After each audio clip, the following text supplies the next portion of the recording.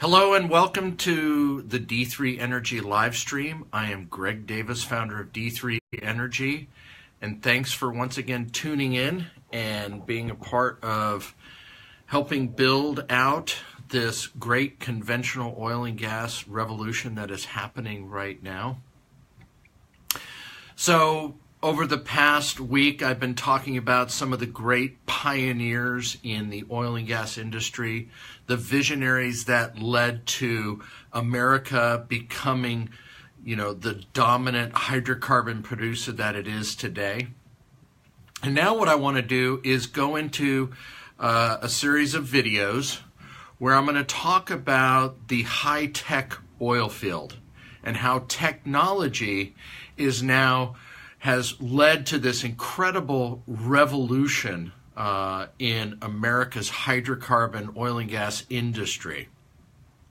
Again, today, America is hydrocarbon dominant. We have some of the best oil and gas fields, some of the best technology, the best drilling techniques, the best professionals. Our industry, America's oil and gas industry, on the world stage there is no comparison. We are number one. And, we're often exporting our technology, the technology on how to drill and complete wells, and especially most recently in this horizontal drilling and hydraulic fracturing revolution, which has led to us to be this energy dominant country that we are today.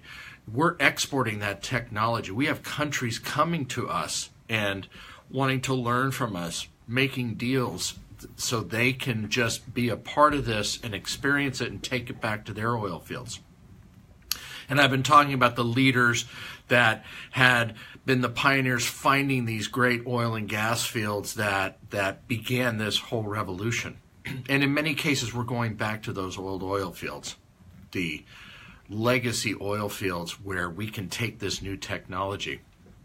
So over the next week or so, I'm going to share a series of videos about some of these great technologies and also try to share a little bit about what it was like before these new technologies and what that technology was then that led to great discoveries and what it is today and how it's evolved.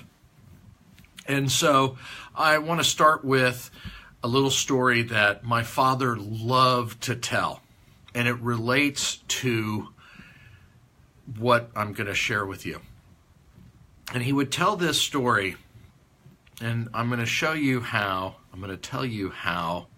false teeth compares to information sharing intelligence today. It's the story of false teeth and a big oil discovery and how that information was transferred. So my father tells the story back in the 50s up in Wyoming.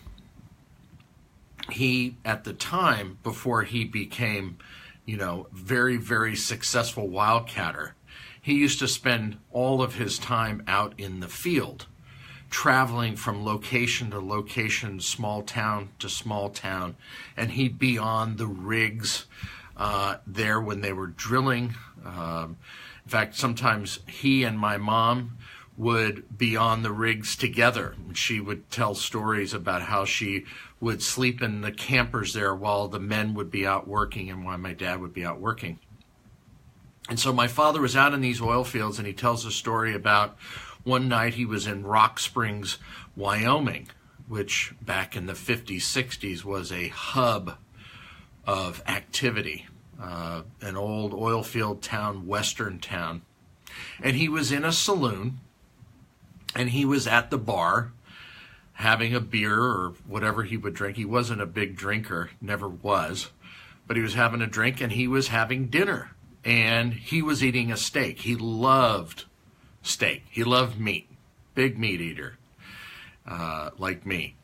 And so he was at the bar eating a steak and enjoying his meal, and he looked down the bar, and he saw a familiar face, a fellow he knew, a fellow named Curly. And he looked over at Curly and said, Curly, how are you? What's going on? What are you doing? And, Curly was kind of talking like this, and he said, oh, I'm just having a meal. And he noticed that Curly was eating oatmeal, which was kind of weird. He's in a saloon, and he's eating oatmeal. And he said, Curly, why are you eating oatmeal? What's wrong? And Curly said, well, there's something, my teeth. I've got a problem with my teeth. And my father asked him, well, what's wrong with your teeth? And he said, well, my store-bought teeth, that's what they called them back then, store-bought teeth for false teeth. He said, my store-bought teeth broke when I was out on the rig. And my father looked at him. He said, store-bought teeth? How much are store-bought teeth? He says, a few bucks at the time. And my father said, you can't afford to buy store-bought teeth? And Curly said, I can't afford it. So anyway, my father went and bought him a pair of teeth out of the 5 and dime. And he came back and he bought him a steak, and he had a great steak meal. So basically, Curly got to eat a steak with my father. My father bought him teeth, and he bought him a steak. And so many months go by. My father is back in Denver where the Davis Oil Company headquarters were. And he was at home one night, and the phone rang. And my father picked it up and answered, and he said, hello. And he said, this is Curly. He said, Curly, how are you? My father said, what are you calling for, Curly? What can I do to help you? He said, well, Mr. Davis, I want to say thank you again for buying me those teeth. It was great to be able to eat a steak, and I don't know how I could repay you, and I've always wanted to thank you. He said, I'm calling you with some information. I want to help you out. And my father said, what is that? And Curly said, well, sir, I'm up here in Wyoming, and we're up in one of the counties, Campbell County, Converse County, and he said, I've been sitting on a well here for a guy, and we made a big, big discovery. There's oil coming out of the ground all over the place. My father said, really? He said, yeah, Mr. Davis, and in fact, I think this company is got a big field here, a big gusher. And my father said, okay, well, where is it? And Curly told him where it was. And back in the day, back then, there wasn't a lot of oil wells that were around. In many cases, my father and some of the great wildcatters there would be drilling the first well in a county and for miles. And so anyway, so my father heard this, and he said, Curly, thank you. And Curly had told him where the well was and what county and what area. And so my father got out of bed and called his troops in down to the office and basically told him what Curly told him and said, there's a big gusher right here on this map. And the land guys pull out their maps and they start looking around, and they see there's a lot of open acreage around this well. And that's how it went back then. It was dog-eat-dog competition. Everybody wanted to find out what everybody else was doing, and the way you found out was through people like Curly. They called them scouts or scouting.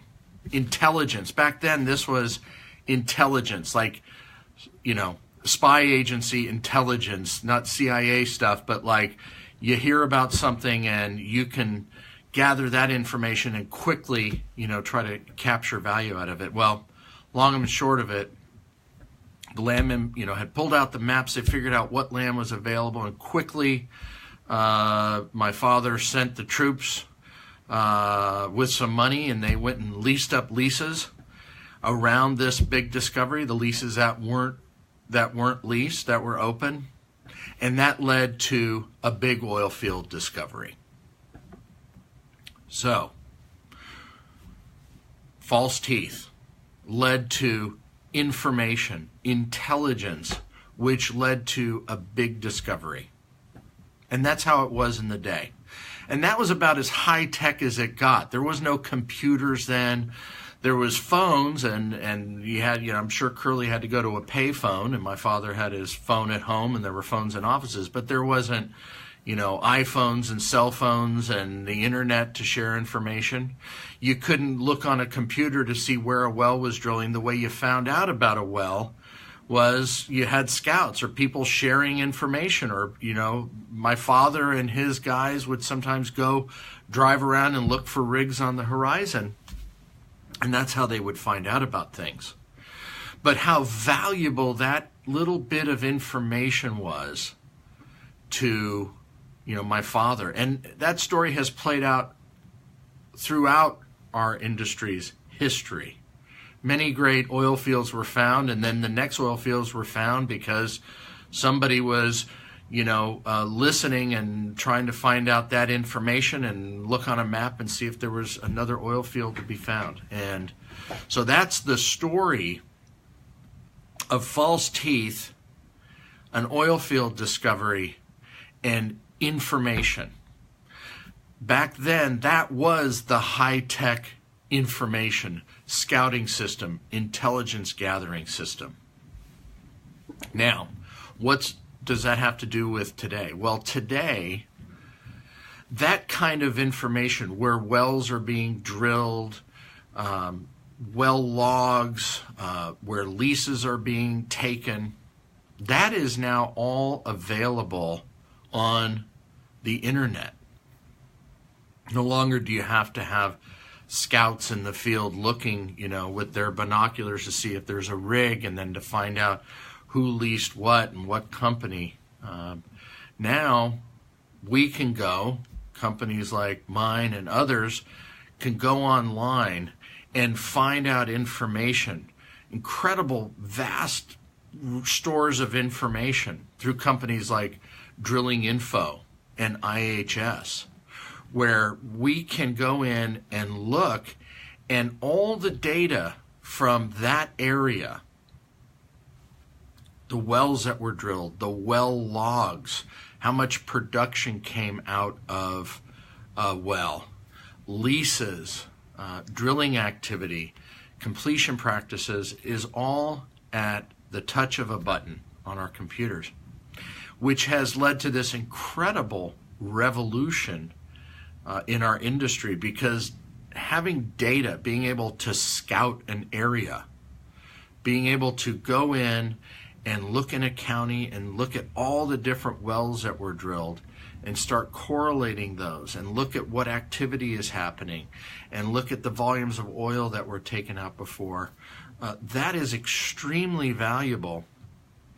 And it has been one of the big drivers of technology today, and the big drivers of the incredible growth in America's production, because this information is available to us.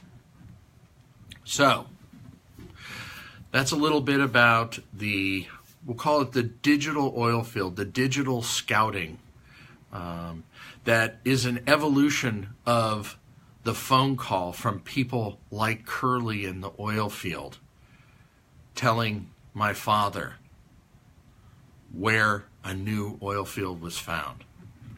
We now have this high-tech scouting intelligence gathering system that is allowing us, companies like mine and others, to go back into areas and see what's been left behind. And what's exciting is we can take this data now, which, way back in the day, it would take months to gather information on a well and the results of a well and the formations that well was producing from, and try to build a map. It would take months and months and months to gather that information to make a decision on where to drill, where to buy your land, where to drill. Today we have it at our fingertips and get it in a instant if we want. So that is equating to tremendous amounts of additional daily production in the United States. It's pointing us to these areas where there is remaining oil and gas. We can use these tools today, this information technology, that is now digitized and available online about these old oil fields to then process that and see where oil was left behind. And that's something I will get into next. So, false teeth in the high-tech oil field. Stay tuned. Thank you for spending some time with me today. I'll continue with a series of discussions about these great technological advances that have led and will continue to lead America's hydrocarbon dominance. And I'll talk to you about how that data is being applied and will continue to be applied in these conventional trends to find more oil and gas to add to our incredible supplies that we have today. Please share this video with your friends. Let's get more people involved. Help me to build this community. Help us to continue this incredible resurgence in America's energy industry and this conventional oil and gas revolution. Thank you very much. Have a great day.